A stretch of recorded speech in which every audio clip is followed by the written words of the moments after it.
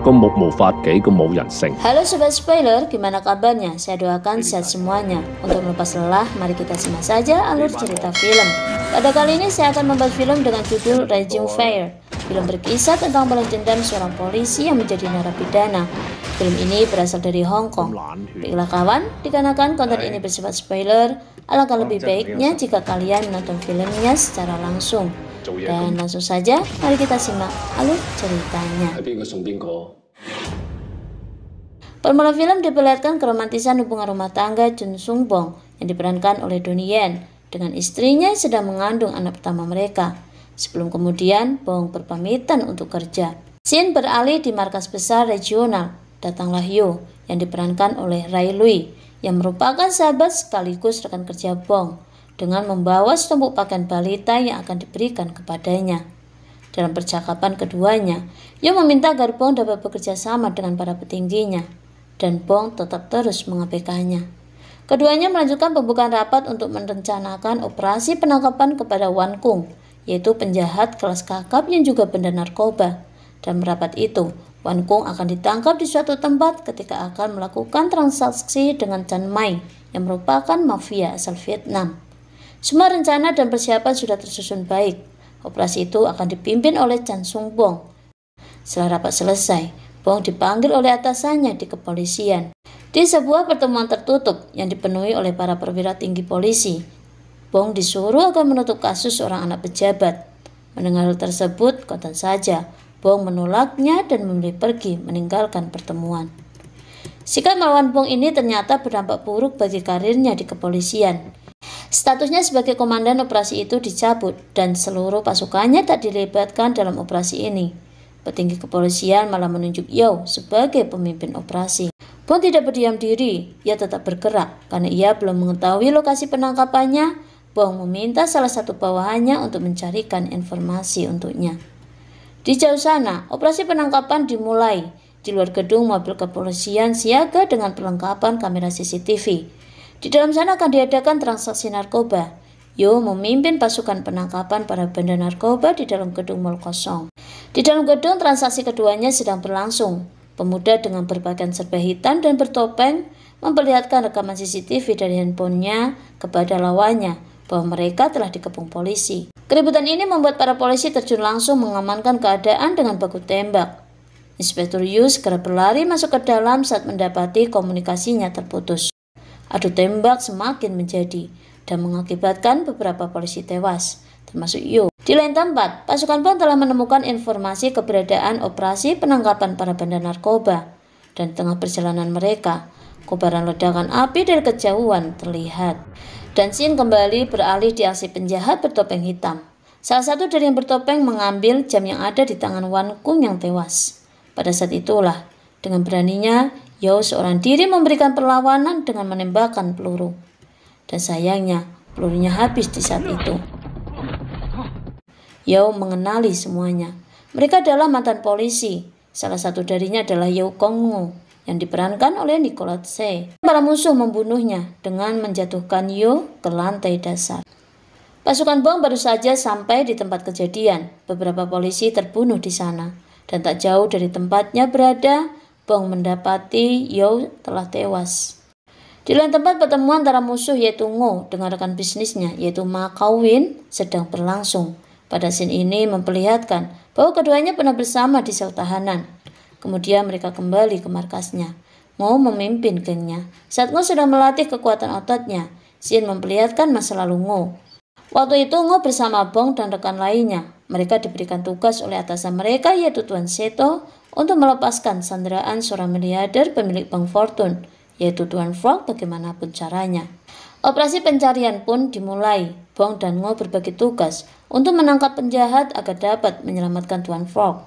Ngo bersama pasukannya berhasil menangkap salah satu penjahat. Saat bersamaan mereka menginterogasinya. Namun sayang penjahat itu memilih tidak bicara. Di tengah interogasi mereka, Tuan Seto menelpon Ngo. Ia meminta agar Ngo berbuat sesuatu agar Tuan Fox selamat sebelum pasar saham dibuka. Maka Ngo bergerak dan ia berhasil membuat penjahat itu bicara.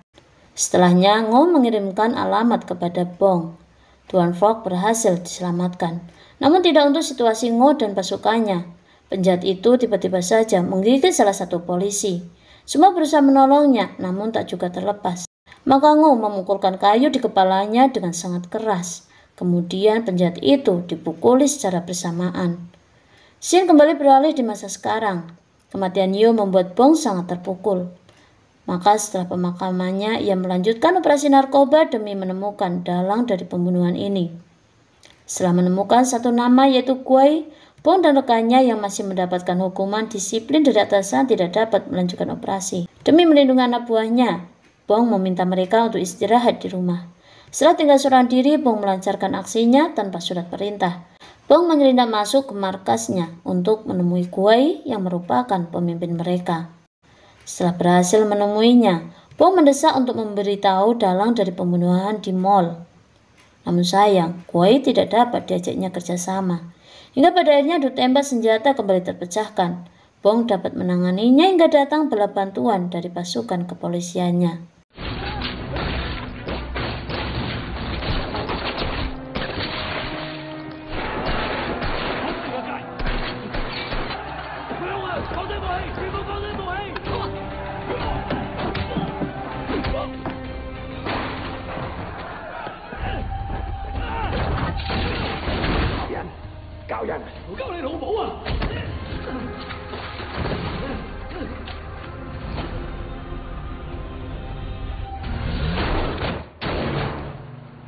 Setelah berusaha menangkap dan berkelahi dengannya, Bong gagal menangkapnya. Sebuah mobil menabrak Guai tepat di persimpangan jalan. Setelah aksi heroik Bong, berita penangkapan para bandar tersebar. Keesokannya Bong berkunjung di makam sahabatnya.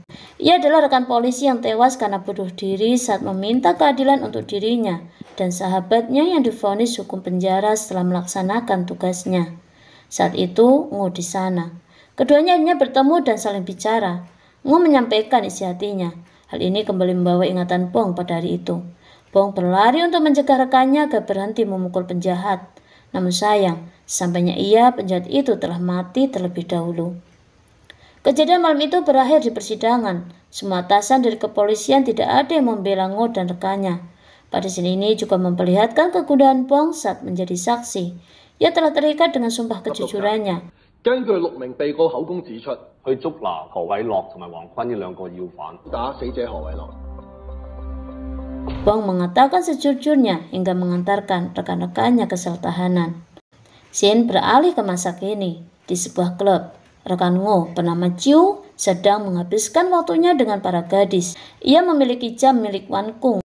Sebelum kemudian Chiu berpindah ke penginapan bersama gadisnya. Jam tangan itu telah berpindah tangan ke gadis yang bersamanya. Namun selang beberapa menit, terjadi percekcokan di antara keduanya, hingga menyebabkan gadis itu tewas dan dibuang olehnya ke dasar sungai. Berita kematiannya telah sampai kepada Bong. Jam yang dikenakannya menunjuk ke pemiliknya. Bong masih meyakinkan dirinya bahwa ini bukanlah perbuatan Ngo. Proses penangkapan Ngo dan lainnya untuk menuntut Chiu dimulai.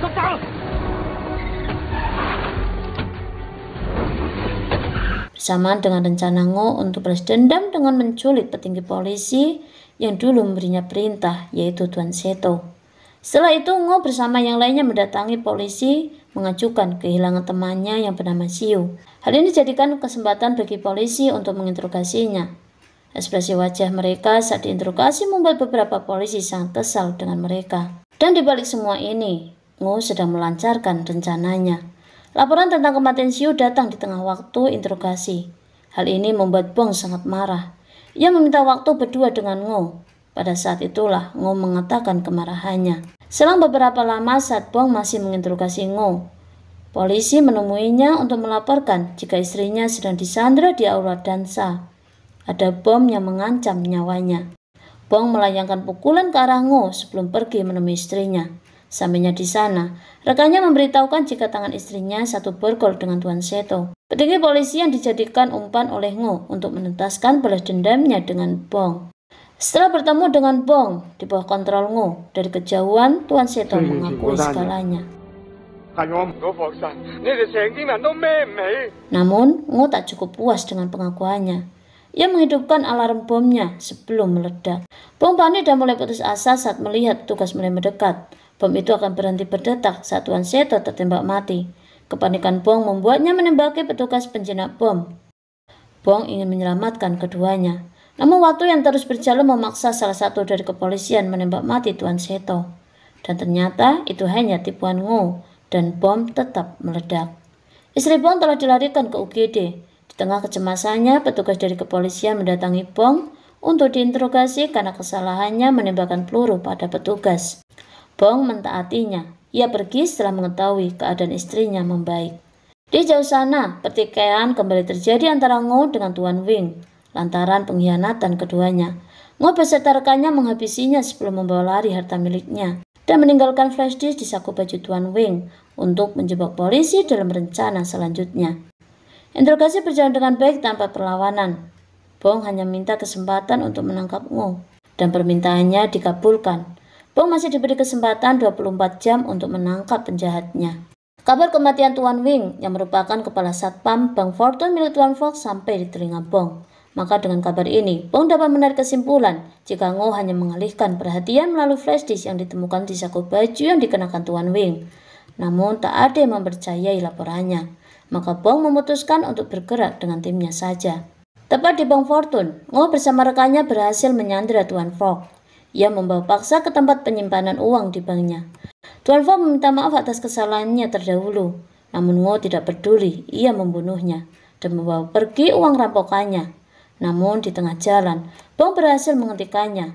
Baku kejar dan baku tembak kembali tak terhindarkan.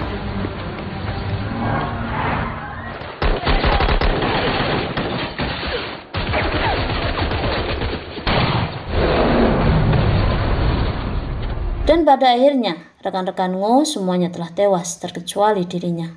Bong terus mengejar dan memburunya, hingga keduanya berada di sebuah bangunan kosong. Ngo kembali mengungkapkan niatan untuk membunuh Bong dan Sing. Kemudian dengan kejinya, Ngo menyerang Bong tanpa ampunan.